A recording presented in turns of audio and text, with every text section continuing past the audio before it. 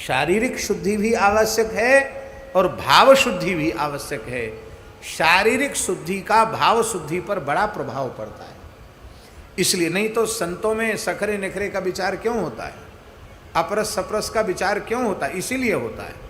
आप लोगों को एक बात हम सुना रहे हैं, उसको आप बड़े ध्यान से सुनना, और यदि उससे प्रेरणा ले सको तो प्रेरणा ले लेना। हम अपने पूज्य गुरुदेव श्री पहाड़ी बाबा महाराज के साथ ग्वालियर में एक भक्त के यहाँ गए। हमारा बाल्यकाल ही था। यह बात 1995 के पहले की है। हो सकता है सन 90 या 91 92 की हो, पूरी याद नहीं, लेकिन 95 की तो पहले की बात पक्की है। श्री गुरुदेव भगवान की अपार कृपा करुणा से हमें कभी ऊट पटांग दृश्य स्वप्न में नहीं आते, कभी भी। माने ये गुरुदेव भगवान के चरणों में रहने का, उनके अधरामृत, उनके चरणजज, उनकी चरण रज की ये महिमा है। हमारा इसमें न तो हमारा कोई साधन है, न हमारा कोई चिंतन है, न हमारा कोई पुरुषार्थ है। यह केवल संत सद्गुरु का अनुग्रह। तो कभी हमारे मन में ऊट पटांग स्वप्न कभी नहीं होते, एकदम बचपन से ही विलक्षण विलक्षण प्रकार के स्वप्न। और महाराज जी के साथ हम गए थे। महाराज जी एकांत में रहने का उनका, रात्रि में कोई उनके निकट न सोए, उनका नियम था। वो तो सोते ही नहीं थे, एक प्रकार से बैठे ही रहते थे। हमसे बोले जाओ, हमारे लिए बोले ये इनकी व्यवस्था करो। तो एक कमरा था अटैच, उसमें हमारी व्यवस्था हो गई। सर्दी का समय था, तो जिसके यहाँ हम महाराज जी गए थे वहाँ हमको व्यवस्था हो गई, हम लेट गए।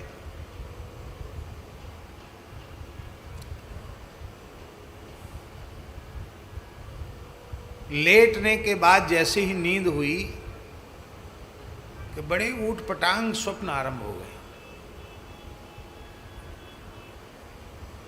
जो किसी वैष्णव को, साधक को जो दृश्य मन में कभी नहीं आने चाहिए, ऐसे ऊट पटांग दृश्य मन में स्वप्न के रूप में आने लगे। और तत्काल एकदम विकलता बढ़ी और जग गए हम।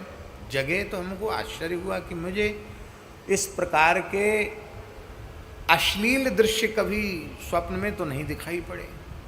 ये ऐसा कैसे हुआ? हमने क्या खाया? हम तो गुरुजी की सन्निधि में, ऐसा हुआ क्यों? हमारा चिंतन ऐसा नहीं है।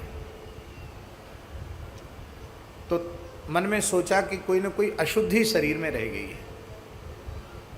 तो कोई शौच जाने की इच्छा नहीं थी, लेकिन हमने, ठंड का समय था, वो गर्म पानी वाली सुविधा वहाँ तो आजकल होती है लोगों के यहाँ, तो हमने स्नान कर लिया, पूरा स्नान किया। स्नान करके अब ठंड बहुत थी, तो अपना ही एक गर्म चादर ऐसे भूमि में, आजकल कमरों में भी बेड लंबा चौड़ा होता है और उसमें जगह ज़्यादा नहीं रह जाती है, तो उसमें जितनी भी जगह थी अपना एक चादर, जैसे साधु साई आसन लगाते हैं, ऐसे बिछा लिया और ऐसे ही अपना कपड़ा लेकर उसी ठंड में सोने लग गए। नींद तो पूरी हुई नहीं थी, इसलिए नींद आ गई। और जैसे ही सोना आरंभ किया, आपको हम क्या बतावें, श्री वृंदावन की लीलाओं की स्मृति होने लगी और ठाकुर जी की लीला दिखाई पड़ने लगी। सोए ग्वालियर में थे, पहुंच गए जमुना जी के पुलिन में,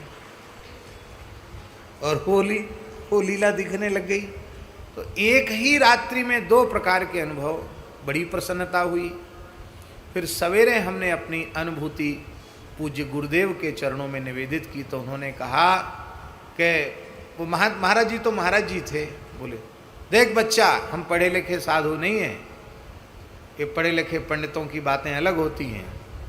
देखो, साधु का बिस्तर नहीं होता, साधु का होता आसन, और दुनियादारी वालों का होता है बिस्तर। बिस्तर माने जानते हैं क्या होता है? महाराज जी क्या होता है? बोले जो विषयों से तर हो वो बिस्तर, और जिस पर बैठकर भगवत चिंतन हो वो आसन, साधुओं का आसन होता, साधुओं का बिस्तर नहीं होता।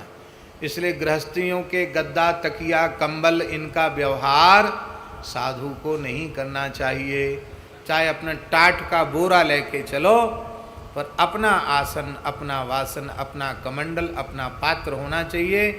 गृहस्थियों के ज़्यादा संपर्क में आने से बचना चाहिए। तब से लेके अब तक सामान थोड़ा सा हमारे साथ ज़्यादा हो जाता, लेकिन हमारी तकिया, हमारा आसन हम अपने साथ लेके चलते हैं।